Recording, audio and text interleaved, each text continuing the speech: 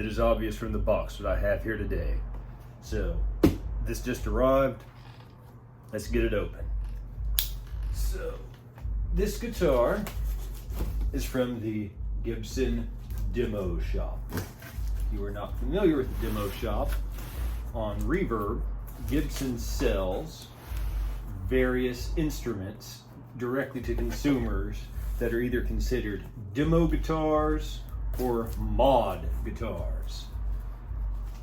I'm not sure if there's ever been an official explanation given, but almost all of these guitars have some type of factory imperfection. And some of them are just sold as is. Some of them, they do unique things to. Not so unique they go to the mod collection, but maybe different colored plastics or pickups or something of that nature, which is what we have here. I have been wanting to get something from the Demo Shop for a long time, and then I saw this guitar and thought, wow, that is the guitar for me. But it was still a little bit more. Then they had their 15% off Labor Day sale. There have been a few things in the past I almost pulled the trigger on, but they were either too much or I waited too long. But this one I'm really excited about. So, some nice bubble wrap. Very well packed so far. Wow. I truly had no idea this was going to be in here. This is a Maestro chorus pedal. Wow. That is surprising because that is not cheap. And I am truly just now finding out about that as I open this. Let's see. Oh man, that's heavy. So one thing about, and again, you saw the description, I'm assuming, as to what this guitar is, but one of the mods, and I will go over the mods, are that this is not a guitar that typically comes with a hard shell case. Okay, trying to get this on camera is a little tricky, but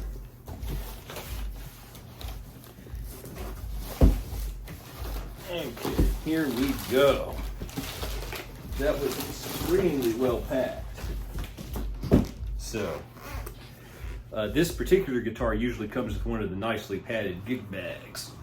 Oh, swing it around, but this one has a very nice hard shell case. So, no further ado. Close the knife here, don't want any unfortunate accidents. Really like this case. So, I've owned a couple of Gibsons in the past, liked them both, but never really fell in love with either one. But this one might change that. So let's see. I think on this latch somewhere. Oh, no, it was just stiff. There we go. Oh, there's one more in the back of this. But, so, first, the boring stuff. We get the Gibson warranty evaluation. Aftermarket certification and warranty. They rate this a 4.4 score, very good, which is what it reflected in the mod shop. Go through a long list here of various qualities of the guitar. Like for example, it has a satin nitro finish. The sides get a 4.4 out of 5 for overspray on the bass waist side. Very subtle uneven peg color where it meets the nut. Case condition, 4.4 general marks and dings, but with no further ado, other than a quick peek, I've not seen it yet obviously, let's take a look at the guitar. Oh yes, that is beautiful. That is a beautiful guitar. So, this is a Les Paul Tribute with a satin nitro finish. Maple top, mahogany back, and well, it said, I thought that these were generally, yeah, that does look like maple the more I look at it. So one thing that makes these slightly different from a studio, and I'm talking about the standard model here, and this part's not different on this one, is that it has a maple neck, which as someone who tends to lean towards Fender style guitars, I see as a positive. I don't think it has a huge influence on the tone, but it might make it a little snappier, which again is something which appeals to me. Wow, that is really nice. So go over some of the other features here. Has a plain maple top, no binding, but you can see where the top is. Let's see, just go over real quick here. Obviously mahogany back, maple neck. You can see the difference in the grain. Oh, but I want to say one thing that appeals to me about this one too is not all the tributes I've seen have the neck finish the same color as the body. They have a more natural colored maple, which for some reason, even though I love that on Fenders, I'm just not a fan of that on Gibsons as much. But I'll go through some of what makes this a mod guitar. So the modifications, hard case, which of course that would be a good bit of money to buy that individually. Black plastics with added poker chip, which I'm assuming is probably in here. I'll go over some of the things in here as well, because as you can see, there's no poker chip on the guitar. Zebra 490R neck pickup. So the 490R is typically what would come in this guitar stock, but not in a Zebra configuration. Zebra, and it says, and I'm reading from the listing from the demo shop, Alnico 5 bridge pickup, which, and I'm not a Gibson expert despite watching Trogley's show all the time. I'm not sure if they mean a burst bucker Alnico 5 or something else, but typically I believe most Gibson pickups are Alnico 2 magnets, which are, I think, generally thought to be a little bit warmer and rounder sounding, and Alnico 5s are a little more focused and a little more powerful, which are typically what most Fender pickups have. I think most Gibsons, like I know the 57 Classics have Alnico 2 magnets. So that's another thing that appeals to me, is this might have a little more bite than a traditional humbucker. But black speed knobs, which I'm a huge fan of. I love them on my PRS. S2 standard 24. Kluson black bottom tuners, which those look great, I think. The black pick guard. So this is just, I mean, fret ends feel really good, really good. I wouldn't, well, I hate to make any complaint. They're not, it might just be the way they're cut. They go all the way to the edge and they're not bound. They look great. I mean, I know you can only see it so well on camera, but the frets look great. But there's nothing wrong with the frets. I was just thinking it's probably just the way that the design, there's no fret sprout or anything. Again, just where the binding doesn't go over them. It says that this is 8.75 pounds, which is light for a Les Paul, but honestly, it feels lighter than that. Let's see. Looking to see it's strung with 10 gauge strings. And then otherwise, it's your traditional Les Paul specs. Nothing too out of the ordinary. I do really like that black look. But sometimes you just see a guitar and you think, yeah, that's my guitar. And I just, yeah, I really like this a lot. And I really love the satin finish. The satin finish is cheaper to make. I think that it's nitro, obviously, being a Gibson. And I don't know this for a fact, but and then I'm not sure if you can see, but right here, it's stamped mod, so you know it's modified. Now again, there's other Les Paul tributes they had that were cheaper because they were just demos, which basically meant there was some finish imperfection or thing, you know, that nature. But I've been waiting to get one that was specifically modified. Because then they have the mod collection, which is usually more elaborate and more expensive. But so far, I'm really impressed. Oh, and I was going to say too that I know that people talk about the headstock break issues with Gibsons. Maple's harder than mahogany, so I'm hoping, not that that's something I'm pretty easy on my guitars for the most part, knock on wood, yeah, so that's hopefully not an issue. But I mean, I am really impressed because I've said it on the channel before, the first Les Paul Gibson Les Paul was a Tribute 60s, which had the worst fret ends of any guitar I have ever played. I mean, seriously, I don't think they did anything to them. I think they just shoved them in and did nothing. They were sticking out 1/8 of an inch in some places. So I tried to play that one. It sounded amazing. I wish I could remember what pickups it had, and it might have been burst buckers. But I eventually sent it back, got a Les Paul Studio 2015, which I really loved a lot. It was a great guitar, but I didn't really bond with it like I wanted to, and it had the very quirky 2015 specs with the G-Force robot tuners, the wider neck brass nut, which I think this says that this is a Graphtec nut. I think it is. I'm pretty sure that is. But no, this one, I mean, this might be my Gibson Les Paul.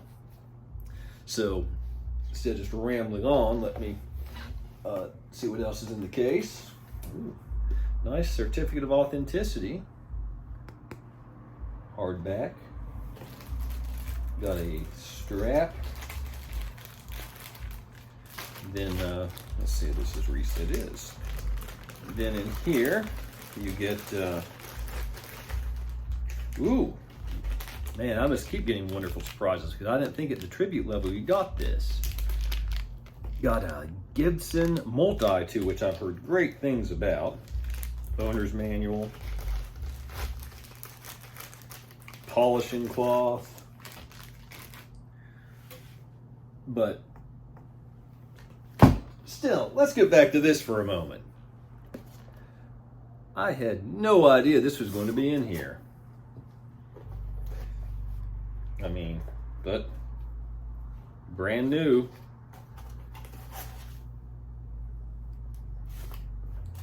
And sure enough, there it is. I mean, that's a fantastic pedal.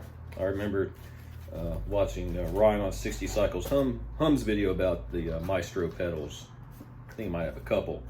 But wow, I'm going to have to check to make sure that this is was intended for me to receive. I mean, this is, I think I might be reconstructing something in my mind that doesn't exist, but for some reason it seems like maybe on Trogley's channel, because I'm a faithful viewer of his channel. But I'm going to have to look into that some more. That is, wow, impressive. So I have said, legitimately, getting back to what I was talking about, some critical things about Gibson in the past and some of their quality control. I mean, I've experienced it myself, and I've had friends who have experienced it.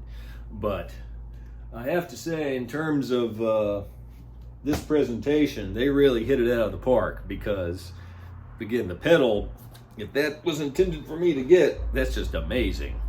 I mean, wow. This guitar looks brand new. What they're considering flaws, I mean, I haven't looked at it in detail at those specific things, but man, it's not. There's nothing wrong. You would think this was a brand new guitar. If you saw my video about it, sitting right here, and I absolutely love this guitar. This British Racing Green Telecaster I got from Musician's Friend. This obviously is not Fender's fault. They sent me a floor model from a Guitar Center without letting me know it was going to be a floor model, and they gave me a $50 discount when I was getting ready to return it. It's an amazing guitar, by the way. The more I play it, the more I'm impressed by it. But all that to say, this guitar looks more brand new than this guitar, which was advertised as brand new. And again, it says 8 3/4 pounds, which I'm assuming means 8 and like 12 ounces. It feels lighter than that. I mean, the Telly is lighter. I think this one's about 7.5 pounds, the green Telly, but man, this is amazing. So I am going to get this thing, actually I'm not even trying to see if it's in tune or not. Probably, I'm sure it's not, but it is in tune for well enough to. Bear with me for just a moment while I plug in the Boss Katana. I was not intending to do this, but it's in tune well enough to give you a sound sample. And see my genuine first reaction. Apologize for me having to step off camera here for a moment. Let's put it on it's a Les Paul. Let's put it on the Crunch channel. Put my cable untangled here. Okay, sorry for that, but and then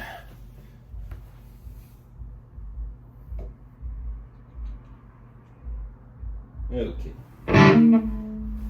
It is on standby, so again, I apologize, but so you're hearing it for the first time with me. We're on the bridge pickup.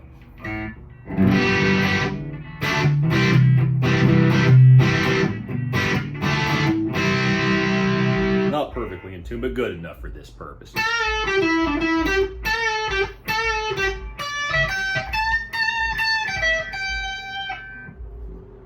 Everything on tune, obviously, and there's no coil splitting or anything like that, which is fine with me. I have a Epiphone Les Paul with all that, which I'm sure if you've watched the channel, much you've seen. Middle position.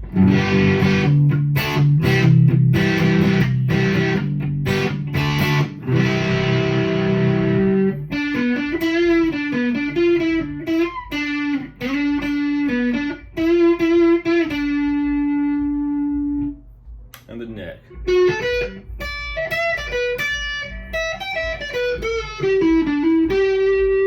Go back to that bridge here. We'll play a lick that's on I know for sure was recorded on a Fender guitar.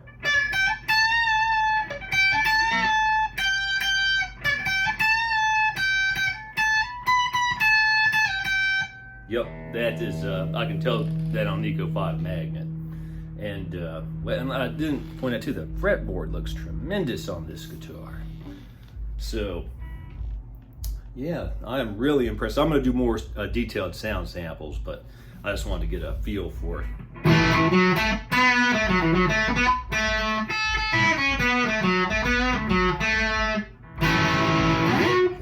Yeah, I love this. That's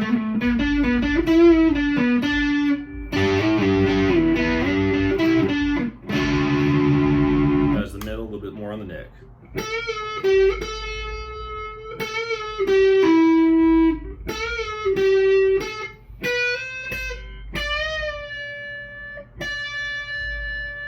Oh man, I just love this. This is an amazing guitar, I can tell already. So, I'm going to get this unboxing mess cleaned up and go over the guitar in a little more detail myself, and then we'll come back to take an in-depth look at this and get some sound samples. So it turns out with some research that the Gibson Demo Shop for the month of August was running a promotion, which they didn't really promote because I had to research to find it out, that you got this Maestro chorus pedal for free with any purchase of, it might have been over $1,000, might have been any purchase period. Anyway, by the time this video is posting, it's over, but that was just wonderful. So it was legitimate that I got this pedal. I have played it a lot. I've used it to record with on something that will be coming out on all the major streaming services soon, and it's just really a great pedal. So that was a wonderful touch, and it was a wonderful surprise because, again, I check the Demo Shop pretty regularly, and I thought, I'm not sure if it was Trogley's channel, but I had seen at some point leading up to my purchase that they had this promotion going, but I had forgotten about it because it wasn't anywhere on the page when I ordered it. And I look at those things pretty in depth before I buy anything. So that was a wonderful surprise, and maybe in the future I will do a video just on the pedal. So now back to the guitar. Okay, let's take a closer look at this Les Paul Tribute. Very nice top. You can see the seam here, but they did an excellent job of matching up the grain. It has this grain marking there, which is a nice bit of character for the guitar. Burst looks good on it. Really do like the black plastics with this color. See, just your typical Gibson bridge. As I pointed out during the unboxing, see there's no binding, but you can see the sort of, it's not even reveal binding, but they didn't do anything to cover the seam between the maple and the mahogany. I think that looks really good. Moving to the fretboard, it's very, very nice. Really like it. It's nice and dark. Really pretty fretboard. I wouldn't say that, and this is necessarily bad, just is what it is. Not sure how well you can tell on camera here, try to get more in focus. There's no rolling of this fretboard right there. It's pretty much just squared off. Obviously, as you play it more, that will naturally round over in time, but it'll take a while. But I'm guessing that's probably just a tribute series thing. You can also see how nice the frets are. They really are well polished. Fret ends are perfect. Moving down the neck, and that is, of course, real rosewood being a Gibson. It says there's some slight discoloration close to the nut is one of the things. You can hardly even tell. Headstock looks great. Really like the black plastics there.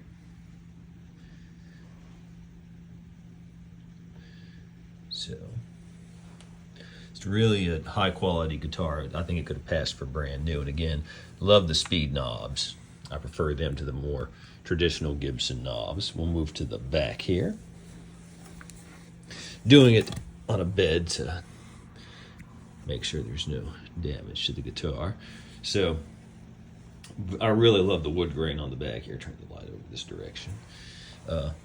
One nice thing, and you would get this in like a American-made PRS. This is flush with the body, because of course if you saw my video about the S.E. McCarty PRS, not that it's a big deal, these sit on top. That's just one of the little details. And then of course in this light you can tell really, really easily that it is a maple neck, because you can see the difference in the, not just the wood grain as it pertains to the two individual pieces of wood, but the type of wood. But again, as someone who generally plays Fenders, the maple neck, I think, for me, is a plus, both for feel and sound. Really nice wood grain. There's a small, I did find this small, and this was not listed in the demo shop. So it looks like a piece of, I learned this type of thing from watching Trogley's channel. Right there, that little bit of glare right where it is, but that looks like maybe even just a little flake of wood that got underneath the finish. But see the maple neck? I try to see if I can get the light. I mean, you can just barely see where it's stamped mod right there. But really, and this is a 2021 model, but really impressed by it. Really high quality, no flaws of any significance. And another thing, while we're here, let me just move the guitar out of the way, because this is part of, and they did say this, look at the case. They said minor dings are just really nothing to make that would, again, even if you got this new, that you would think was any type of real flaw, just where it had probably been in a warehouse floor. But nice lining, because typically you would not get a case with a tribute, a hard case. I think you would get one of their nice padded gig bags, but I mean, that's really nice for a guitar at this price point, which again, with the mod shop, or rather, demo shop, Labor Day sale, it was about $1,100, and this is a lot of guitar and case for that money. Going through the classic gain channel, the Marshall DSL-1 through a Blackstar 4x12 cab, mic with an SM57, starting on the bridge pickup.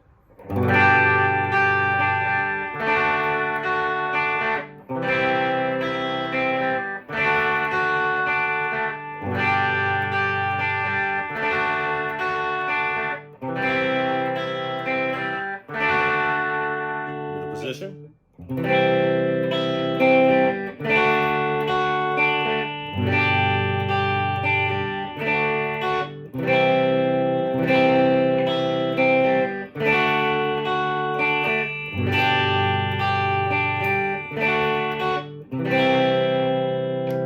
Neck.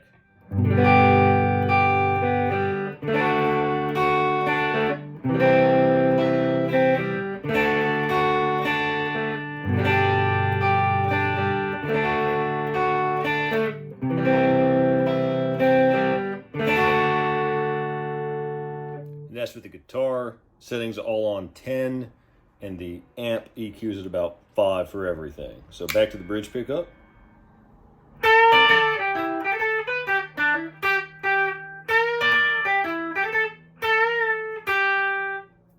Middle position.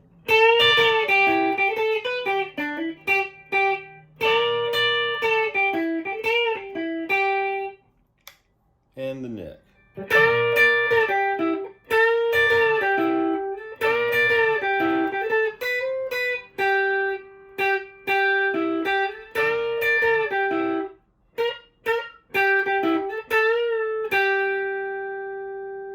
Now let's try out some gain. Same setup, but I've kicked on the full tone, full drive 2 overdrive. Bridge first.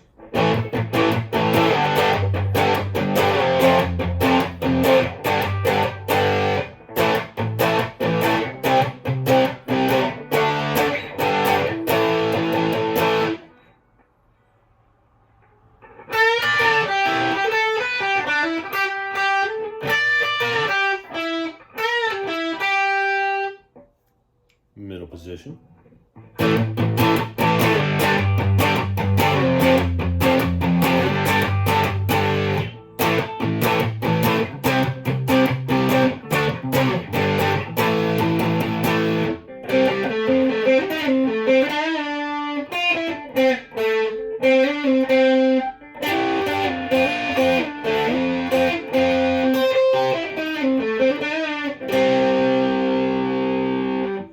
And neck.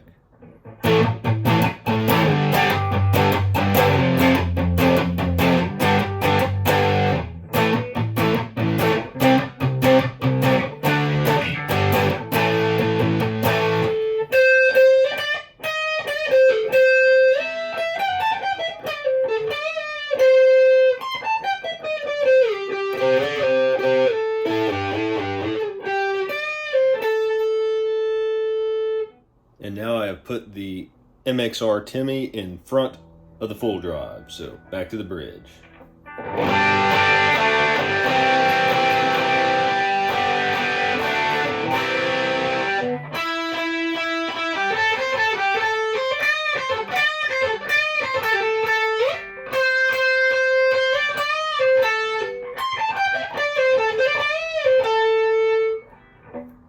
Middle position.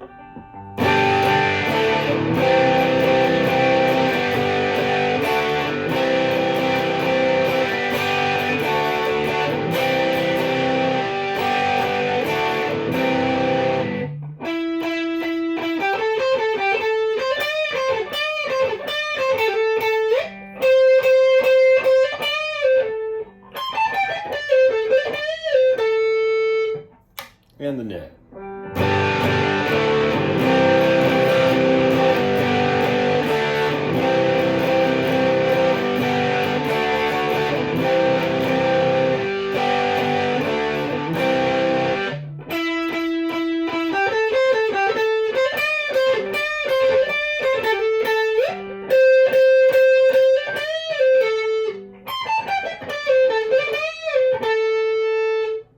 Now going through the Vox AC10, mic'd with an SM57, bridge position first.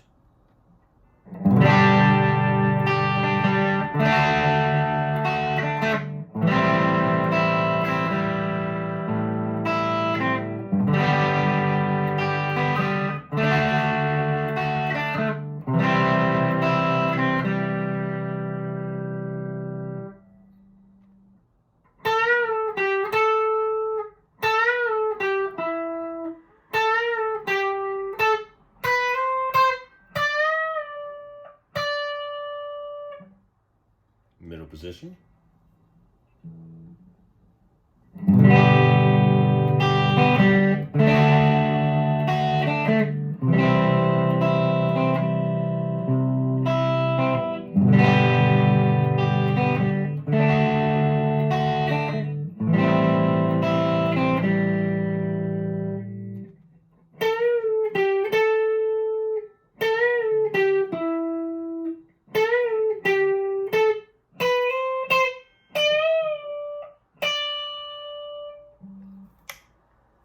Neck position.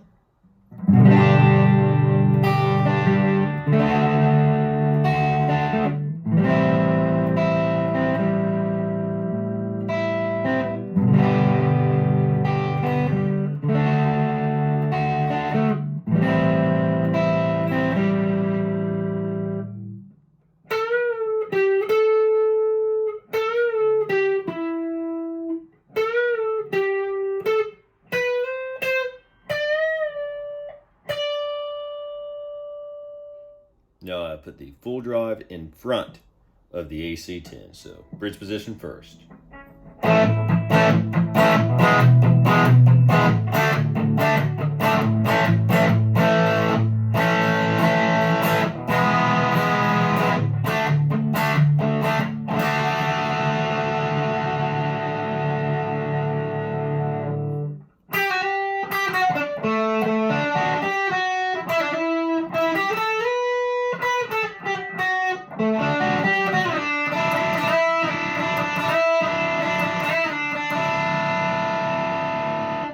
Middle position.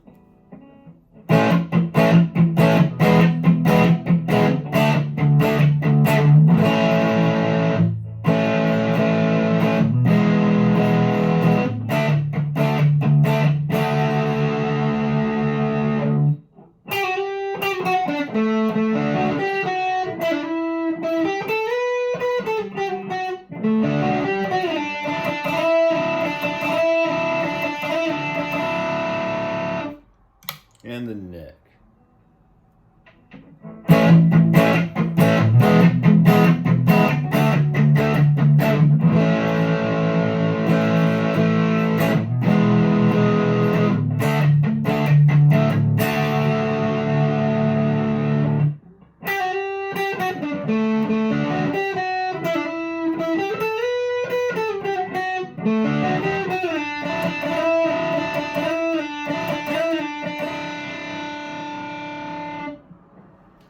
I hope those sound samples were helpful.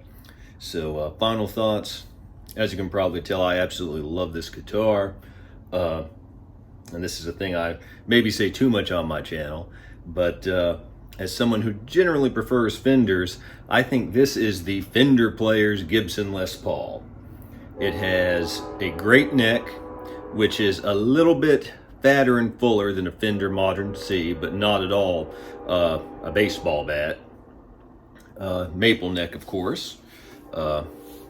See the difference in the wood grain there. It's very lightweight. It does have the modern weight relief. So if you're a Les Paul traditionalist, in addition to it not having true binding and things like that, it might not be the one for you. But if you're a Fender player or looking for a more lightweight Les Paul, absolutely love this one. Do not be put off by the fact that it's the cheapest real Les Paul. It is a great guitar. It says Gibson on the headstock like all the others. I have been critical of Gibson's quality control in the past based upon actual past experiences, but this one is pretty much perfect. The demo shop experience was wonderful. I can't say enough about how pleased I am with this. So all the criticism that I have given them in the past was legitimate and was based upon, by them I mean Gibson in general, was based upon fact and actual experience. But now I can say this is tremendous. I can't guarantee your experience at the demo shop would be as good as mine was, but I'm actually wishing I could get something else from there. In fact, now that I've bought something, I keep getting offers on Reverb, including for a very similar, actually, 60s Les Paul Standard that was $500 off, but I just can't justify or afford that at the moment. But again, I love this guitar. look in the future, very near future, in fact, it's probably been finished before I even posted this video, a comparison between this guitar, a high-end Epiphone, and a high-end PRS SE to perhaps, I don't want to say settle the question, but give a perspective on the question of whether you're better off buying a cheap Gibson or a higher-end Epiphone or PRS SE. So please like and subscribe. Leave any questions or comments below. And until next time, keep on rocking.